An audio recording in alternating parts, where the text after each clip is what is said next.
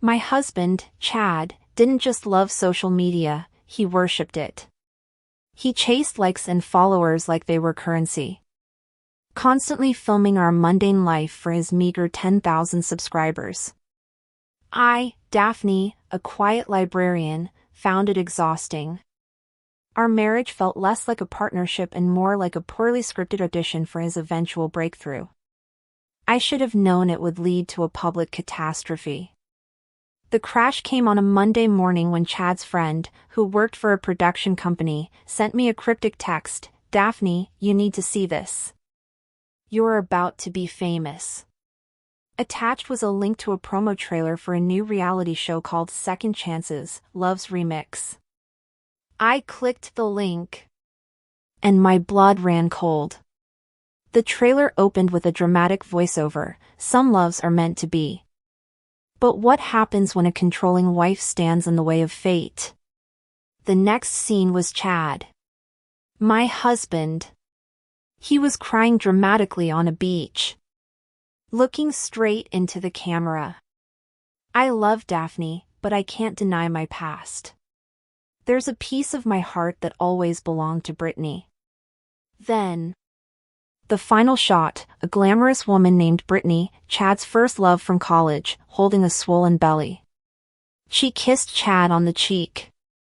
"Chad and I are finally having the child we were meant to have," she announced, followed by the reveal of an ultrasound. I staggered back, dropping my phone. This wasn't just a betrayal, it was a production. The voiceover specifically called me the controlling wife. The show was about Chad leaving me for his pregnant ex. And I was unknowingly cast as the villain.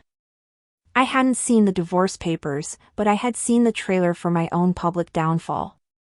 When Chad walked through the door that evening, he wasn't sorry. He was ecstatic. "Daphne, did you see the trailer? It's huge. We're trending.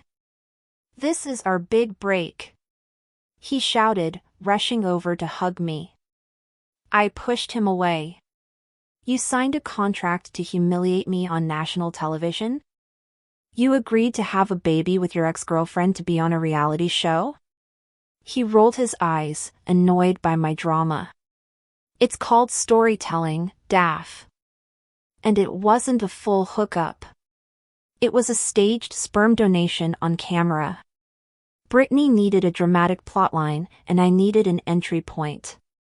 You were just a placeholder." My heart didn't break, it turned into a slab of cold marble. He literally thought I was a temporary prop in his pursuit of fame. And why am I the villain? I demanded. "Look, the producers need conflict. You're quiet. You're not camera ready, you're the perfect stuck-in-her-ways wife that the audience will love to see Brittany defeat. Just play along for a few episodes, file the divorce. And you'll get a small settlement and a social media boost. Win-win." I stared at him. He didn't even see me. He saw an asset, an obstacle, a stepping stone. The show premiered 2 weeks later. The early episodes were torture. They showed highly edited flashbacks of me complaining about his filming, framing me as the shrew who was stifling his dreams. Meanwhile, Chad and Brittany were shown having romantic counseling sessions and nesting for the baby.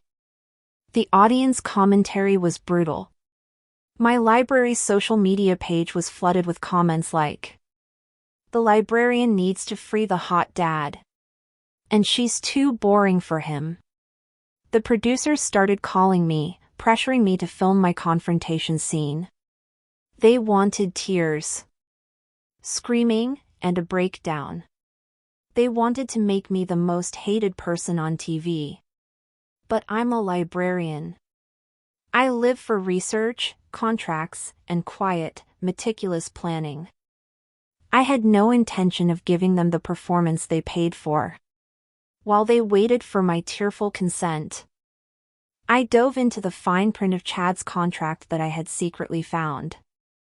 I hired a media lawyer specializing in reality TV loopholes.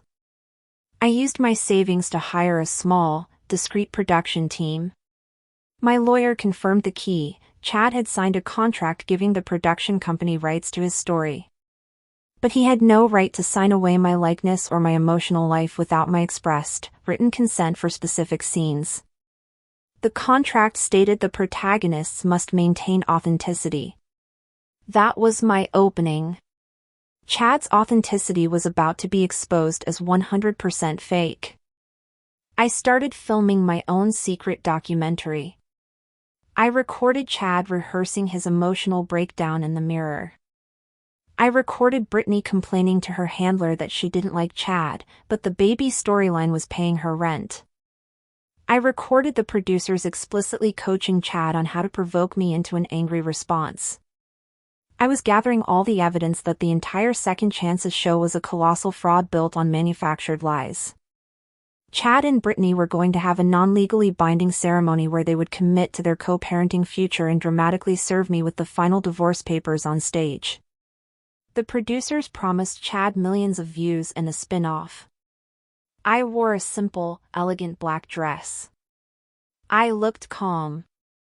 I walked onto the stage, not screaming, but smiling. Chad.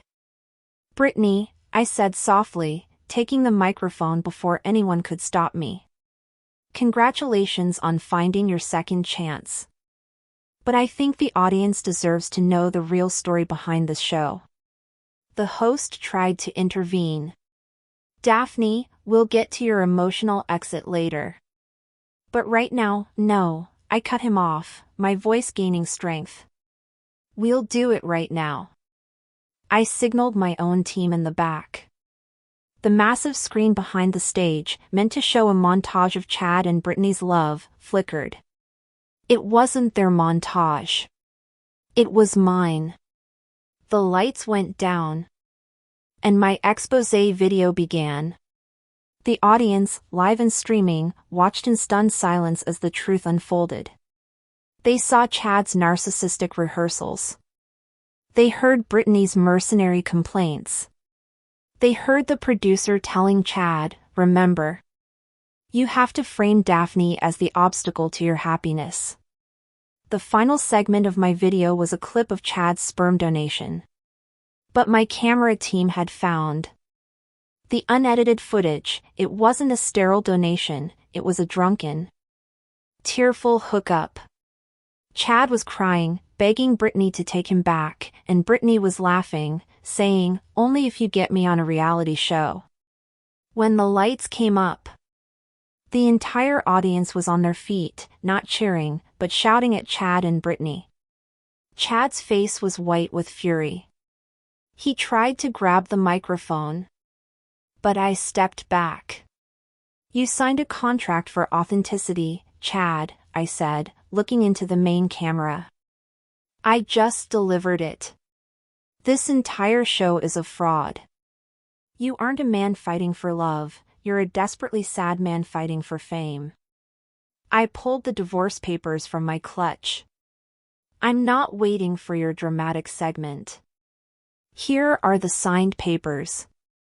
And since you violated the moral turpitude clause in the network contract, you'll be getting a lawsuit from the production company. Not a spin-off. I dropped the papers at his feet. Brittany looked at him, then looked at the furious producers running backstage. And she walked off the stage without saying a word, leaving Chad standing alone, exposed. The irony was delicious.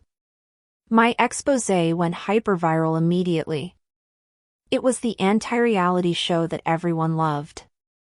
I gained 1 million followers in 2 days, not for drama, but for being real. Chad and Brittany were dropped by the network, their reputations in tatters. Their bid for fame collapsed into public ridicule. And they were left with a real baby and no income.